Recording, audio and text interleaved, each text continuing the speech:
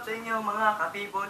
Sa video na ito ngayon, tuturuan ko kayo paano yung strumming and chords nang hindi na nga doon sa recent video na ginawa namin ni Heber Garcia. So ang chords nun, madali lang talaga. Oo nga pala, shoutout nga pala kay Clarissa Fernandez. Kung nanonood ka, perfect.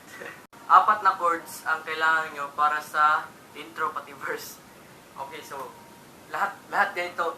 Itong 4 na chords gagamitin nyo sa lahat ng part ng song except sa refrain. So, i-note nyo yan guys. Gamitin nyo lahat ng 4 chords except sa refrain. So, ang chords na yun, yung 4 na chords na yun ay G, D/F sharp, E minor 7, and C add 9 or C. Pwede rin C or C add 9. Basta ang ginamit ko nun ay C add 9. Strumming pattern, madali lang. Down, up, down, up, down, up, down, up, down, down, up. Ulitin natin nang walang tunog. Down, up, down, up, down, up, down, up, down, down, up. I-apply nyo yun lahat sa lahat ng chords sa song.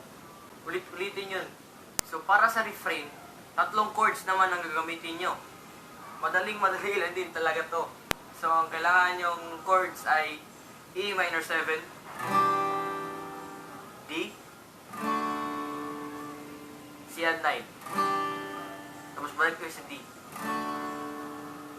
Ganun lang. Same strumming pattern. Down, up, down, up, down, up, down, up, down. So, sabayan nyo ako.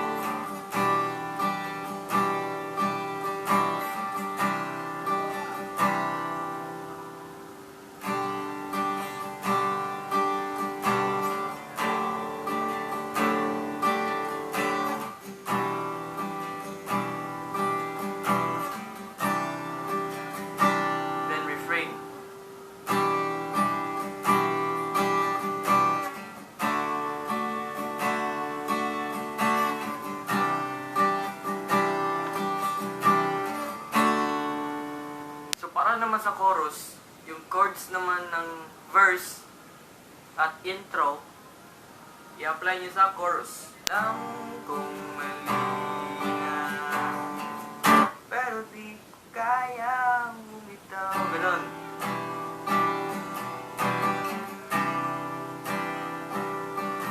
Balik sa G.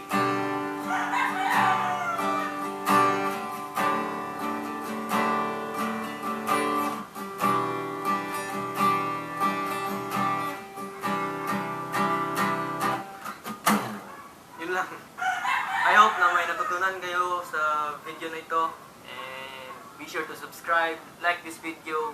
See you sa next video na i-upload ko. Bye!